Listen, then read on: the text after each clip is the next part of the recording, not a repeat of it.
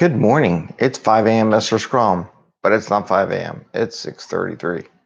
I had a 2:30 meeting in the morning, so I kind of overslept. Sorry about that. Anyway, we're going to try the whiteboard thing, see how this works. See if this works out okay. I had some comments back from people saying about doing some graphics or drawing. So we'll give it a try in this episode. I'm going to keep this episode short and brief. We're just probably going to talk about one episode. Hope you're liking and subscribing and telling your friends and sharing it on different social media. Feel free, and let's get going.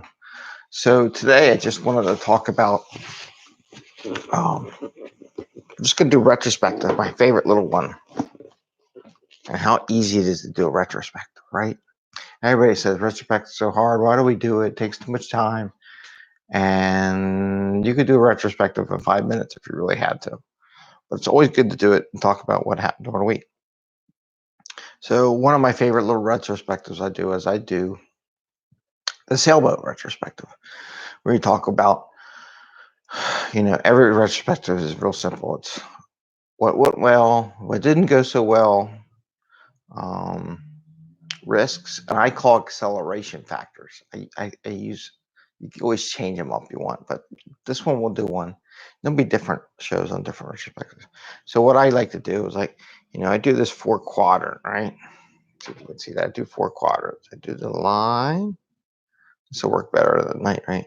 And I draw my little boat shell in the middle. So I got my cross and a little boat shell. I draw a big sail over here. And I draw a little sail here. And then I do my little anchor, right? My daughter always laughs about my design. And I draw some rocks over here, right?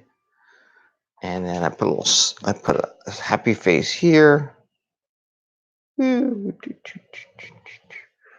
this is the good. This is the acceleration area. Can you see the acceleration? Yeah, acceleration. Maybe I bought a too big one. This is a sample. And this is the risks, because we know, and we'll do another thing. I can do another one too about how we'll do that today. We'll do two. So this is a retro, right? A sailboat. And this is my little octopus buddy. Got 1 leg, 2 legs, 3 legs, 4 legs, 5 legs, 6 legs, 7 legs, 8 legs, and a little smiley. And these are to slow us down. Right, so you got my little octopus. Make him bigger. Oh, there's my octopus. Looks like a spider, right? Yeah. So I got the stuff that went well, things accelerate, slow us down at risk. And so here's an example. Less than 5 minutes. What went well? Maybe we had on-time stand-ups. Most of the stories were tested. Stories all tested.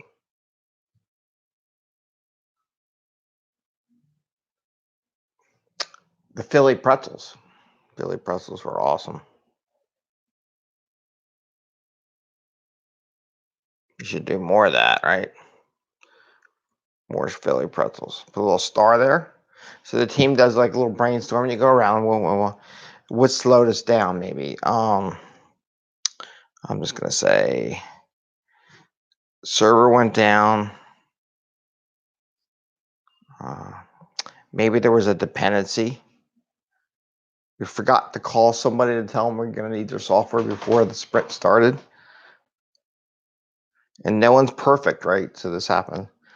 I forgot to call. Forgot to call. And you make a couple things that just kind of slow it down. Risks are something kind of like a PMP, project management kind of thing. What risks do you see coming down the future? And this comes from the dev team and not like that. So it might be like risk are we're gonna hire somebody, maybe we're gonna hire somebody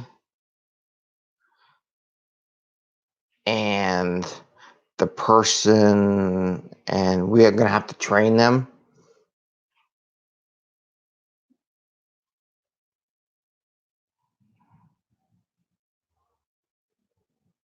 You know, so that, you don't try to analyze this and come up with solutions. Maybe a risk will be Windows update.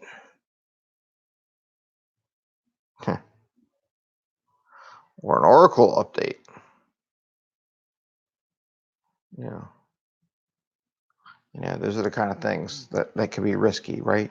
And then acceleration. And the reason I use acceleration, I use it for a purpose. I say I want to know what things we could do to accelerate the team.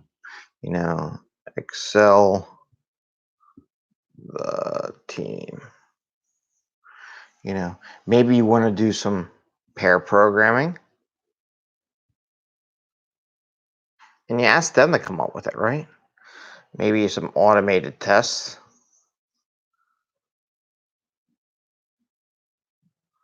And my favorite, one of my developers years ago, they got tired of manually testing databases, right? So they wanted to do a experiment, a spike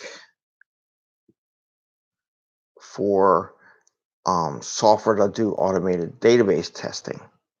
Big auto DB testing. So basically, this is kind of what you do. And you just go around the room and say, okay, is there anything in here that we really want to work on next sprint? Maybe the guy girl says, oh, I want to do this database software site. So you just circle it. Okay, is there anything else we want to watch out for or do next sprint? I mean, we talk about, you go over, everybody's happy. These are things that went well. You don't really need to research these so much unless it's really, really important. Maybe you said, maybe I want to write out, maybe for risk, I'm gonna write, someone circles this and takes the thing and says, I'm gonna write a onboarding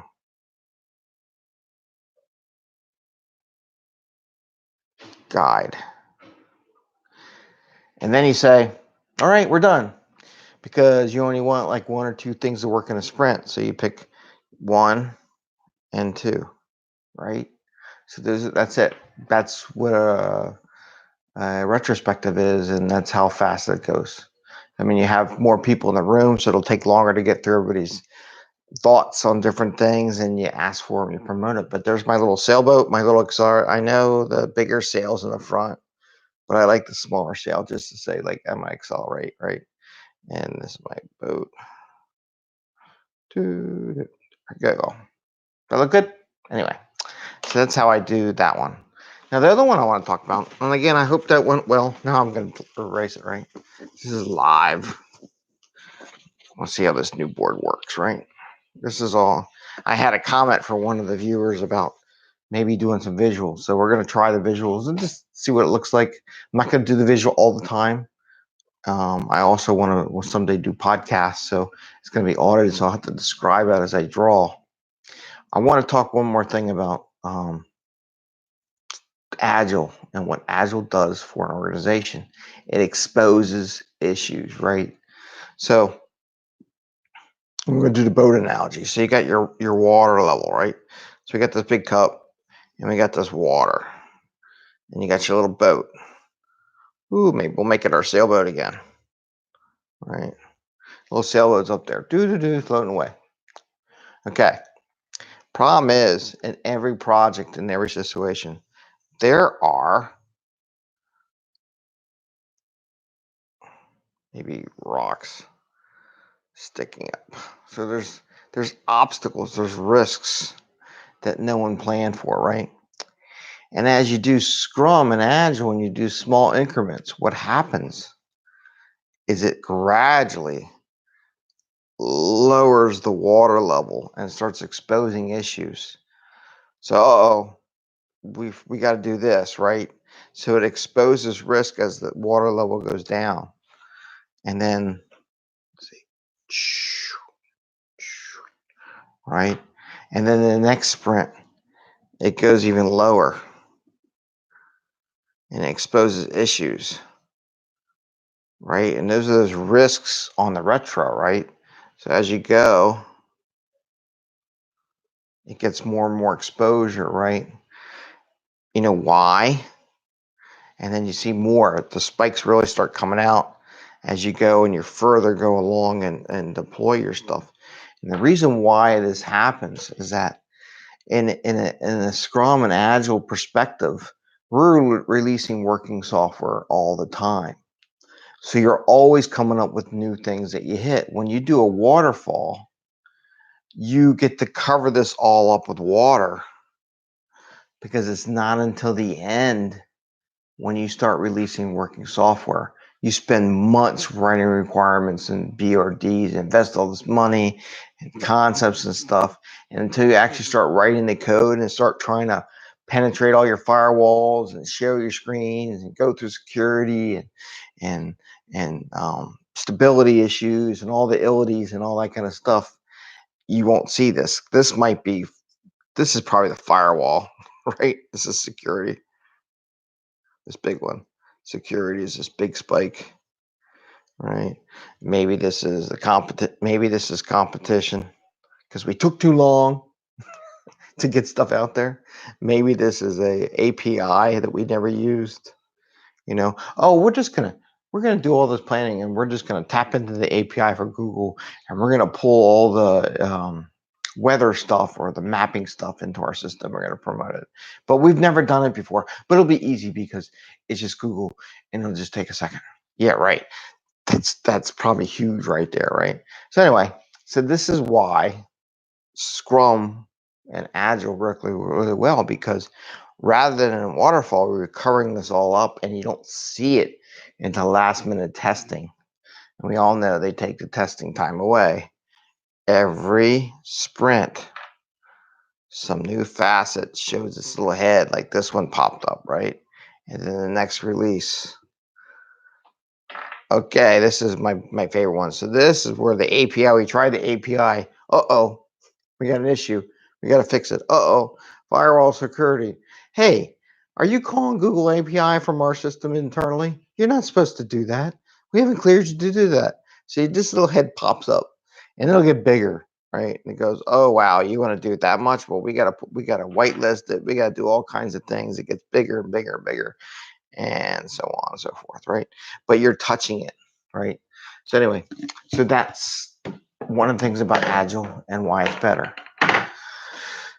And it exposes those risks and those unknowns, because underneath the water, if you watch the Delaware River, I think I have pictures of it, I'll have to put that up, where the water goes low and then you see the pilings stick out from the old docks. Well, if you're not paying attention, I saw in the mud the other day where someone rode their motorboat through one of these areas and you could see where the bottom of the motorboat just skidded. I should use that as a picture. That would be perfect what we're talking about. Where there's a little actual mark in the mud in the bottom where their boat was hitting it. They didn't see it coming, but the water level, because of the tide, was coming down and they almost got stuck. So anyway, that's the beauty of Agile, right? So it's 5 a.m. Mester Scrum. Hope everybody has a great day and you take care. Happy scrumming and enjoy it. I hope that works as an experiment on what we can do. I wanted to use a big enough whiteboard so that everybody can see it. Please like and subscribe our 5 a.m. Mester Scrum and tell your friends about it and share. And maybe we'll do some more stuff in the future. All right, take care. Have a great day and enjoy.